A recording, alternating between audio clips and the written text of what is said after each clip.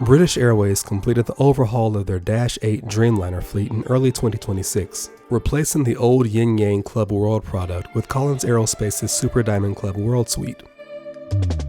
One-way business class seats on this route normally cost over $3,000, but the frequent sales often brings the one-way cost to under $2,000. We managed to book 4 round-trip award flights during peak season using BA's Avios. Here's how we did it. Check-in in Cincinnati was quick with little to no wait time due to this being the only British Airways flight of the day. The dedicated Club World check-in desk only had one person ahead of us in line for document verification and bag drop. It took about 15 minutes, including the time spent waiting in line, to complete the check-in process. Contrast this with Heathrow, where even with multiple Club World check-in desks, it took over 30 minutes to complete the check-in process. Security was one area where Heathrow and Cincinnati were pretty similar. The short time to clear security was due to fast-track security at Heathrow provided to Club World passengers and TSA pre-check in the States. Lounges, however, are where Heathrow takes the lead. Once a hub for Delta, CVG had European service to Amsterdam, Frankfurt, Rome, Manchester, and Zurich, in addition to the current flights to Paris and London. That history left CVG with one large Sky Club and 2 common access lounges, the Club and the Escape Lounge. Since none of those lounges are One World member lounges, Club World passengers at CVG are given access to the Escape Lounge. The current Escape Lounge at CVG is small and lacks a bathroom, but it does offer decent enough hot food, cereals, and snacks. The lounge also has a full bar, though without any self-serve options, and generally has great staff. However, a few of the staff on this visit were far less than helpful. Overall, this is not a lounge I would go out of my way to visit, however that is about to change. In part due to the demand of this British Airways flight, the new Escape Lounge is set to open in April 2026. The new lounge will be in a space once occupied by a Delta International lounge, and be about 4 times the size of the current Escape Lounge at 6,700 square feet. Club World passengers will retain access to the newer, larger lounge, which should help ease overcrowding when British Airways changes the Cincinnati route from a 787-8 with 31 Club World suites to a 777-200ER with 48 Club World suites. At Heathrow, overcrowding remains an issue, despite Terminal 5 offering club lounges at Galleries North, South, and the B gates. On this visit, the Galleries South lounge had the lowest occupancy and open seating was plentiful. The lounge offered clean, family-friendly restrooms, a well-stocked buffet, and self-serve wine. If British Airways had announced our gate more than 30 minutes prior to boarding, we would have gone to the lounge in the B gates, as our departure was out of gate B36.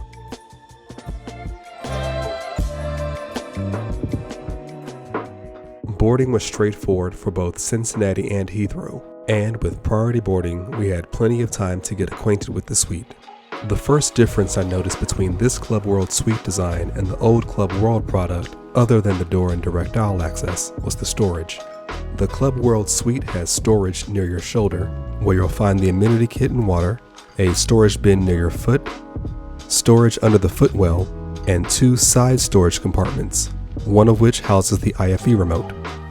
On either side of the remote, you'll find an electrical outlet and the headphone jack for the BA branded headphones. And for larger items, there is ample overhead storage. And the most obvious difference will be the privacy door. At this height, the door won't make the suite feel totally or partially enclosed, but when seated, the suite feels private without feeling cramped and feels on par with most other business class products. After takeoff, the FAs should enable the door to be closed, but if they forget, you can find the door release mechanisms on the wall just behind the door. One other notable difference is the IFE screen. Club World Suites comes equipped with an 18-inch screen, up from the 12-inch screen of the old Club World product. The IFE provides a helpful seat guide and presents BA's High Life entertainment options. High Life has every major new release movie, as well as some from popular British franchises. There's a fairly wide breadth of TV options as well, meaning almost anyone can find something to watch, even kids. One cool feature for kids was the dinosaur-themed flight map.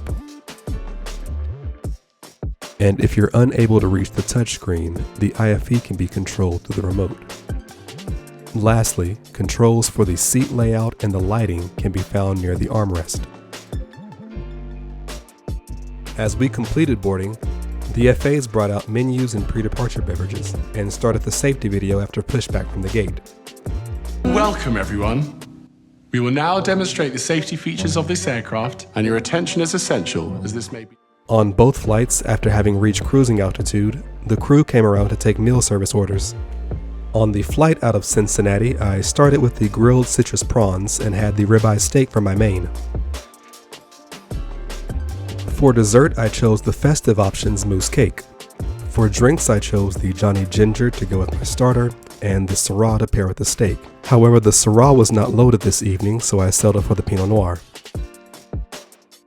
The prawns were served with warm bread and an artichoke and sun-dried tomato salad.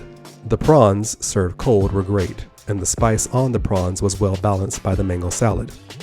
After the strong start, I had high hopes for the steak. The steak, however, was disappointing. While well seasoned, the steak was overcooked, but I did get to see how well built the tray table was as I struggled to cut through the meat. My dinner service on this outbound route ended with the well-executed mousse cake.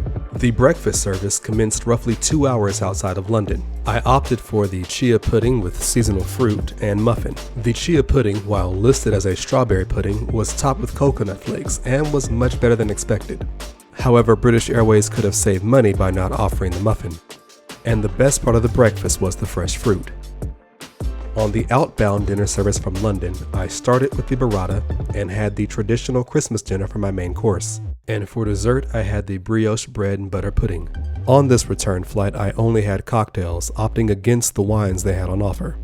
I paired the winter warmer with my starter and main course, and at the behest of the FA, I had the Singleton Scotch with dessert. The winter warmer and the burrata with the tomato and basil pesto set this meal service off with a great start.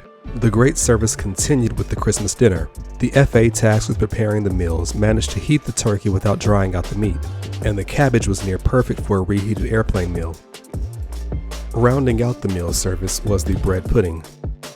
For the pre-landing service, I had the Niçoise salad and the roasted ham sandwich. Catering on British Airways usually makes the headlines for the wrong reasons, but the catering and the flight crew on this return leg outperformed BA's usual reviews. The FAs were even great with the kids' meals, helping us make modifications to best fit my children's preferences. Between the dinner and the breakfast service on the outbound flight, I tried out the bed in Club Suite. The bedding from the White Company comes with a small seat cover, duvet, and pillow. When converted into a bed, the seat is long enough to fit most heights, and the footwell wide enough to be comfortable for most back sleepers. However, the lack of mattress topper places BA's business class behind some others like United and Qatar. Overall, Club Suite is a huge upgrade over the old Club World product. The main downside for both, however, is the lack of onboard Wi-Fi, though BA has begun to add Starlink to the 787 Dreamliners. While not the best value for a points redemption, and the high taxes when traveling through Heathrow, if you have the points to burn and need to fly to London, BA still offers a better value over some other airlines like Delta.